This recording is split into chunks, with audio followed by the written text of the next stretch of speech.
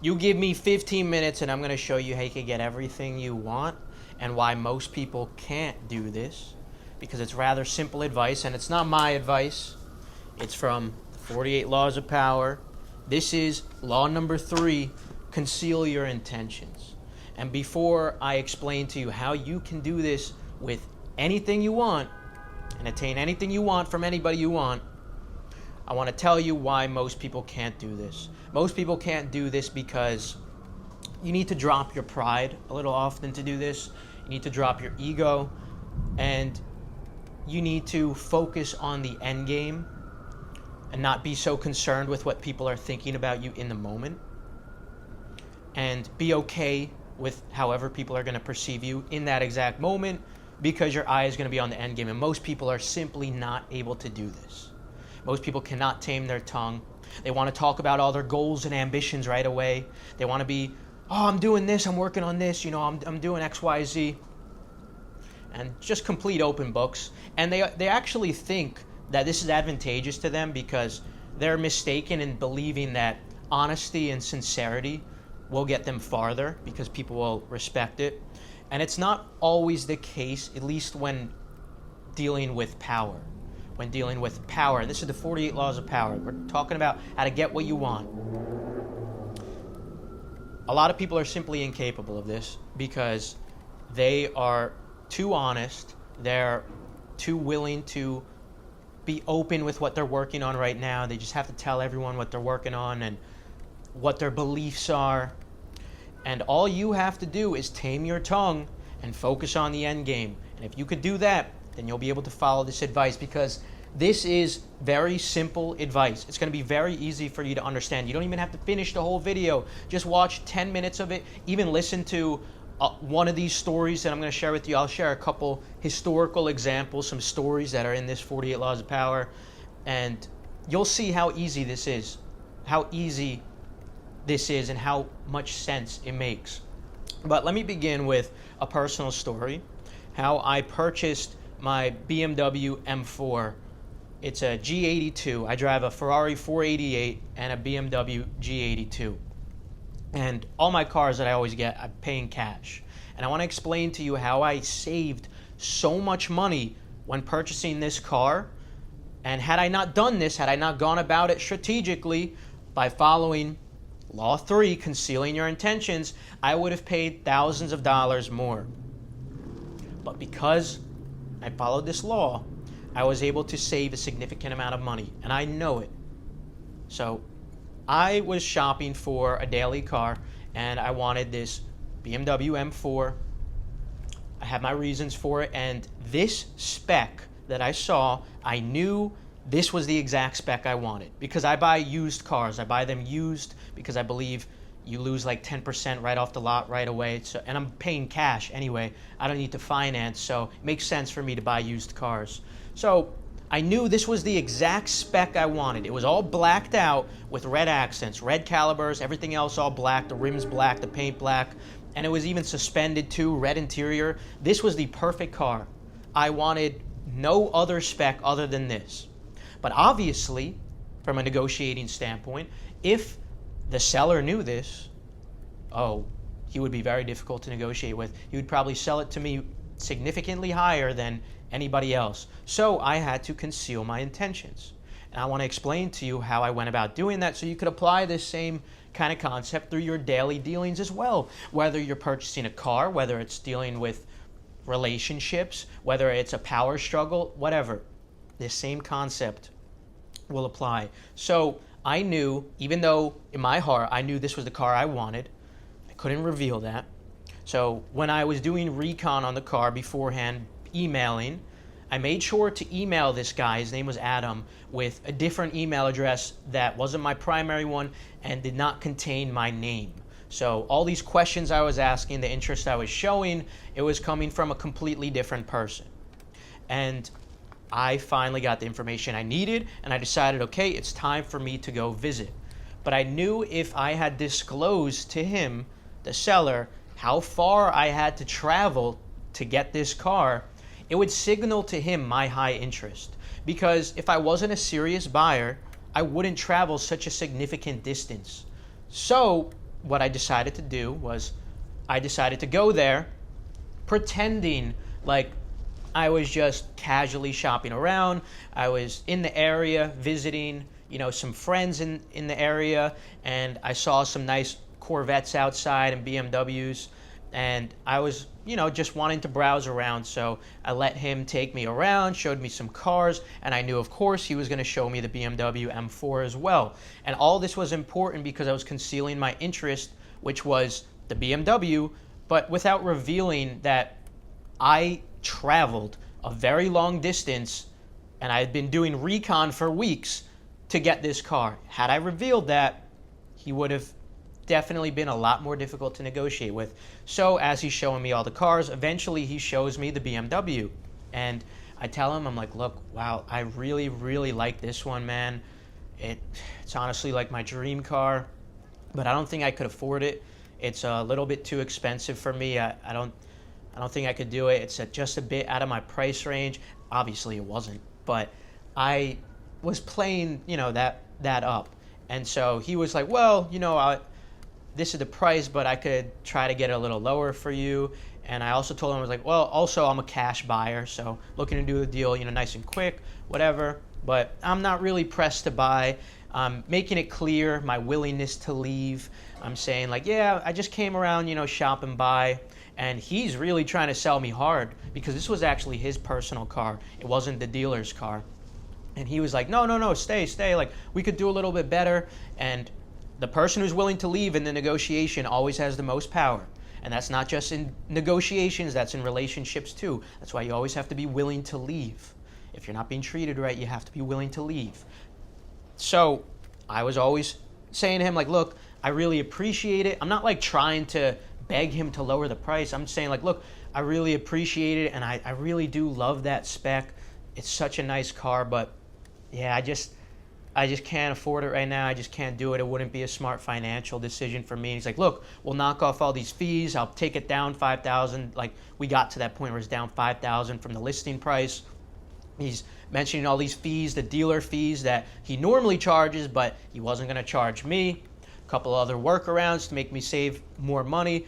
And eventually, when I just had him at the point where I knew he was not going to go any lower because he had financed the car and he still had payments to make, at that point, I had finally recognized, okay, this is his true bottom. I had discovered his true bottom. But had I made it clear that I had traveled this long distance for this vehicle, I had came just for the purpose of buying this spec that I really wanted, no way he would have reached that floor. I would have had to leave there either without the car or paying at least several $1,000s more than the ground I got him to. And such is the art of concealing your intentions. Now, there's many, many layers to this. There's many different avenues you can do this in, and it's simple advice to understand. So I want to share some historical examples from you. First, let's talk about the observance of the law, someone who followed this law to a T very perfectly. And I'm going to break this all down in layman's terms. You can read the book if you want all the exact names and all, but I'm just trying to make it easy for you to understand. All right, the names don't really matter so much. So there's this guy, right? This guy, he is a diplomat. He's pretty high in politics, and he loves war. He is someone who believes that countries win wars not through diplomacy, but through iron and blood. And everybody knew this was his reputation. It was clear that this guy wanted war. And there were some talks in the country that they were considering going to war with, I think it was Austria. This was Prussia, and they wanted to go to war with Austria because they were getting stronger and they wanted to unify Germany. And so everyone was waiting for this guy who loves war to speak so they could sway the vote and finally decide, like, yes, we're ready to go to war. Because the only person who was against the war really was the king at the time. Maybe it was King Frederick. I don't remember exactly. But he was more of a peaceful guy, and he didn't want to go to war. And they really needed the king to, be okay with going for the war. But this guy, who is a warmonger, he loves war, he was set to go give a speech, so everyone who wanted the war was very excited to see him give this speech because this would be the nail in the coffin that would make them be able to go to war and achieve what they wanted, which was to unify Germany. And so they're waiting for this guy to give this speech. They all know his reputation of wanting war, so they're like, they're licking their lips, like this is it. And so he decides to give the speech, and in the speech, to everybody's surprise, he had said things like, what would you say if you were to go to war to the woman who lost their husband and the children who have no father? War is a dangerous thing, and we should not go into it so unprepared. And this moved a lot of people, and eventually they voted in favor of staying peaceful. And so everyone was so surprised, because this guy who loves war all of a sudden was talking about all these consequences of war and why they shouldn't go to war. And even the king was like very grateful for this. So the king decided to promote him to a higher position in the cabinet to show like his gratitude for it. Like, thank you, bro. Like, you were the only one who was standing up for peace, man. Thank you. I'm going to put you up here, higher up in my cabinet now. And so a couple years passed by, and during these years, the guy who gave the speech, the warmonger, spent these years preparing the army and all. And then finally, once he became, maybe he was prime minister, and he had the power to actually start a war, once he was elected in that position, then he decided, okay, now I'm going to start the war. And they decided to then invade Austria, and they won the war, and they got what they wanted. You see, he made a few calculations at the time when he gave that speech, and this speech threw everybody off the trail. The calculations he made were, he knew that if he had so hastily suggested that they go to war, had they hypothetically lost the war, because he recognized that the army wasn't so well prepared and they could very well lose, this would not only be bad for his reputation, but the whole country as a whole. And he cared about the country, he wanted to win. So he also knew that if he was promoting war, that it would keep Austria on high guard, and Austria would be preparing for war as well. But by giving this speech, Austria's guard was down, while in the background, once he got elected higher, because the king was so grateful for him, he was able to better prepare the army. Because little did Austria know, this guy, despite that speech he gave, despite that bitch-ass speech he gave, he had wanted to go to war the whole time. He just concealed his intentions, and he had prepared the army perfectly, and he got elected into a position by the king who felt like he was on his side. And then when the time was right and he had that power as prime minister, he led them into war, and he won because the army was also well prepared. Such is the power of concealing your intentions. Now, this is through the first half of the law, which is using red herrings. And the red herrings in this case were like the sincerity and the mentioning of somebody losing their father potentially. And I want to show you another example of how red herrings could have been used, but it's actually through transgression of the law, someone who didn't follow the law perfectly. And it has to do with relationships. So there was this guy, it's always some guy. There was this guy who was young, handsome, good looking, and he wanted to court this very attractive woman, but she was a difficult catch. Like, she wasn't that easy to get. Even though he was handsome, it was going to be difficult for him.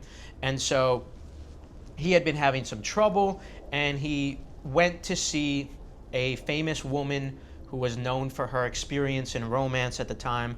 And she was like, okay, I've heard enough of what you've been trying to do. Let me show you how to properly seduce this woman.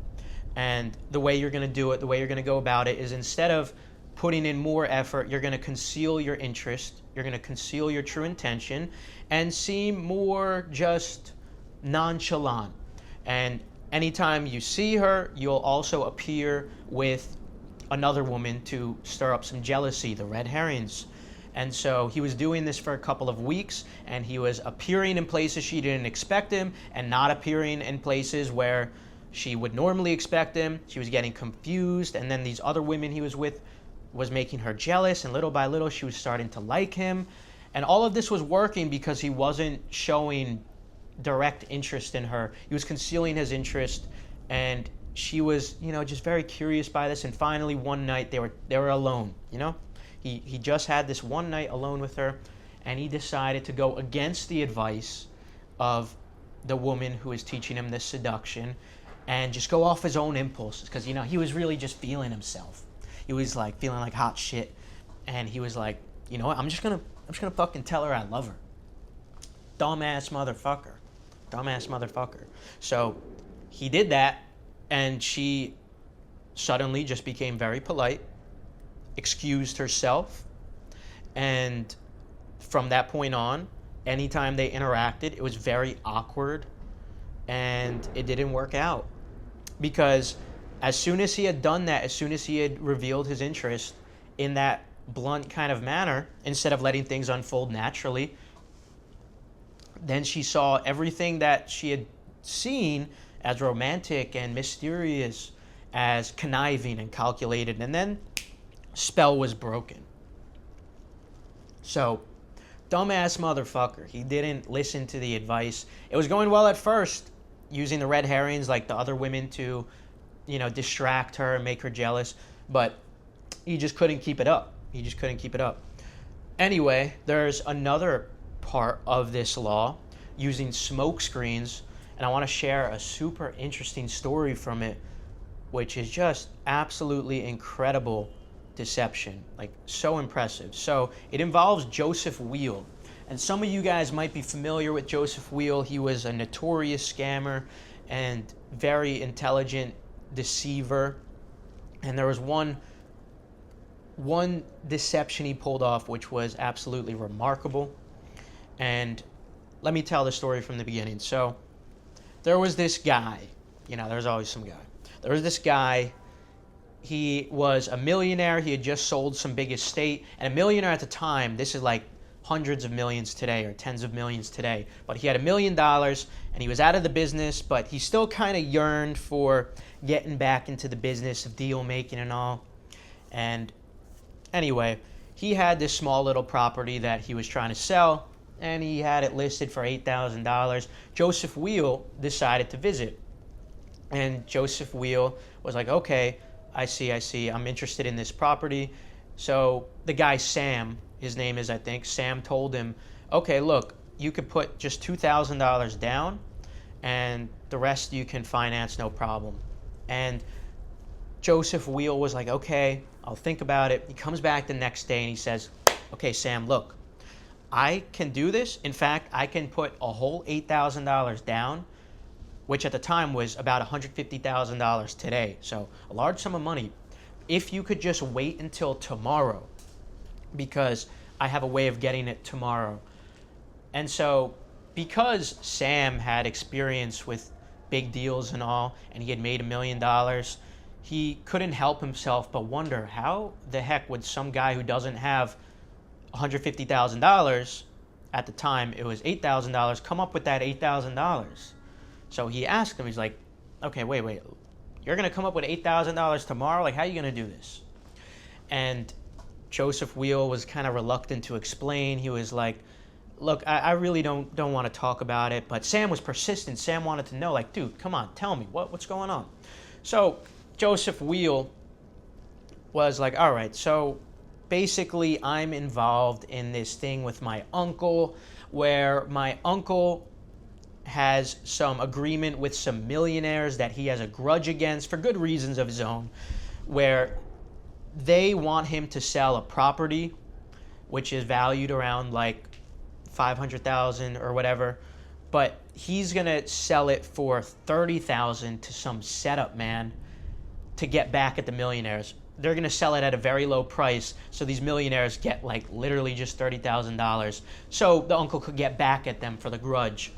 And all they needed was just to find some setup man to put up that $35,000, so they could then sell that property for $35,000 and then resell it for a whopping $1 million, whatever it was really worth.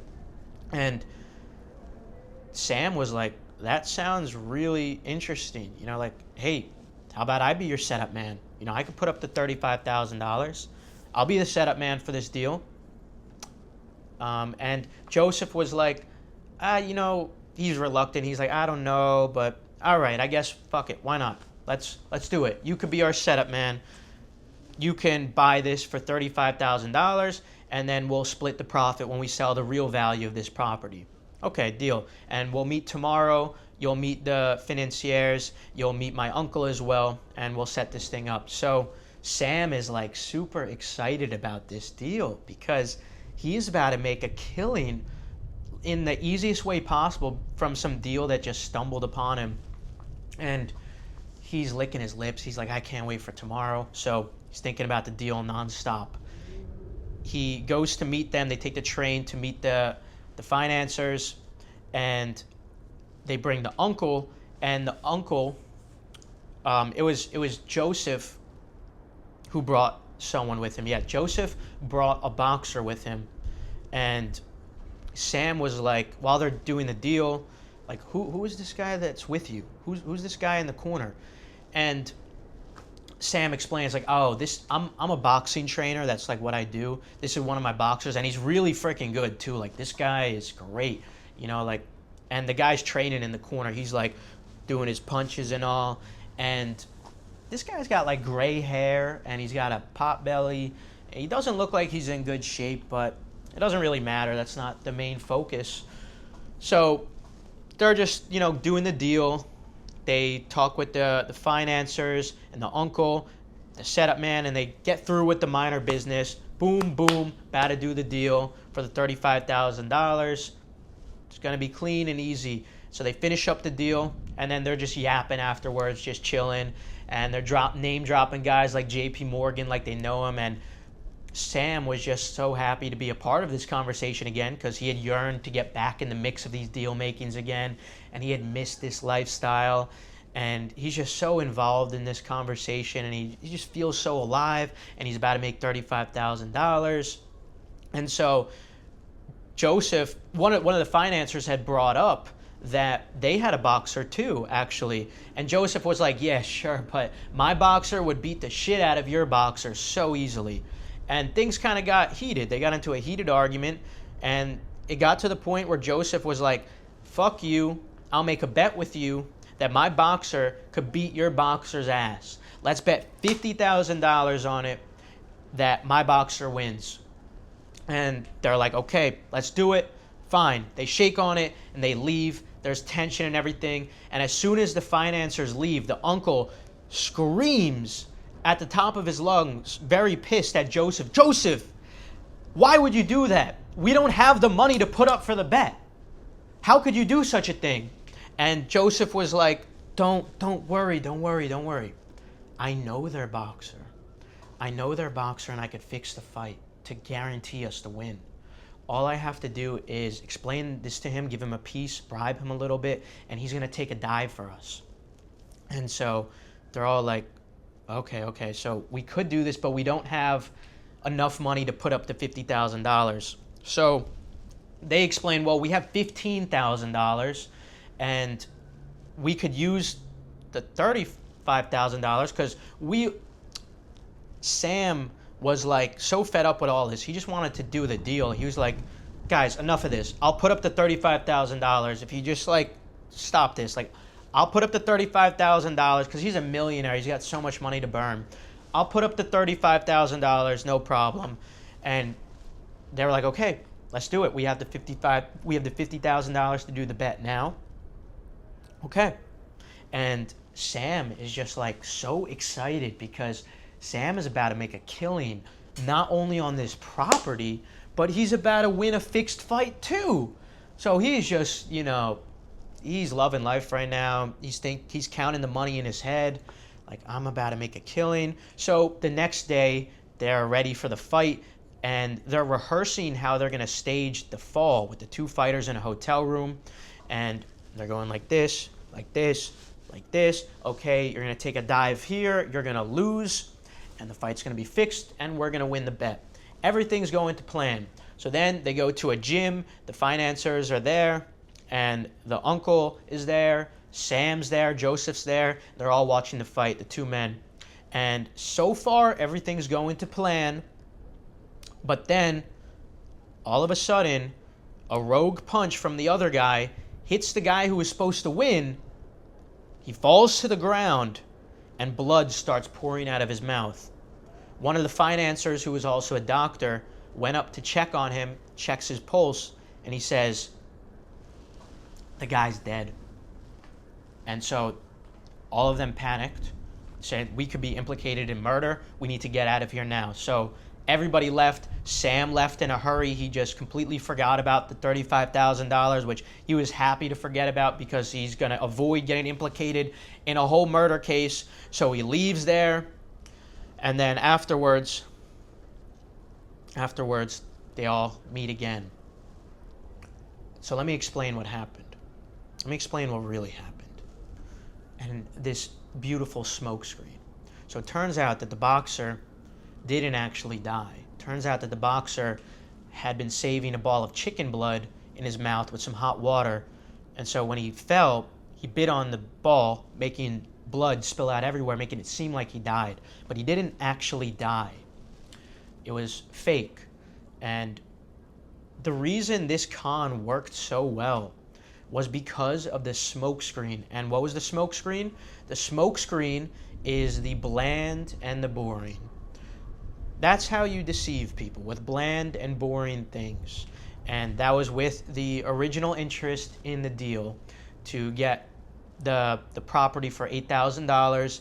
And then there was the next smoke screen of doing the deal with the setup man that Sam was going to make a killing on. But all of that was just a smoke screen for the real con, which was the fake boxing setup. That was the con. Everything prior to that was just a smoke screen. And it was all just intended to lead one thing to the other so they could be in the same room with the financiers and bring up the boxing thing. So it would seem like the boxing thing just came up naturally as they were together, because Joseph Wheel, a very intelligent con artist, knew that this guy Sam was very intelligent. He made $1 million. Had he approached him first with the boxing thing, he knew that Sam would be so skeptical in it. Like, oh, some fixed fight. I've seen cons for this before. But by using the smoke screens and having it unintentionally just come up, and having Sam so distracted with the deal that Sam wasn't even paying attention to the fact that the boxer had gray hair, a pot belly, was out of shape and wheezing as he's practicing punches. He wasn't paying attention to all those flaws in the con because he was so distracted by the smoke screen.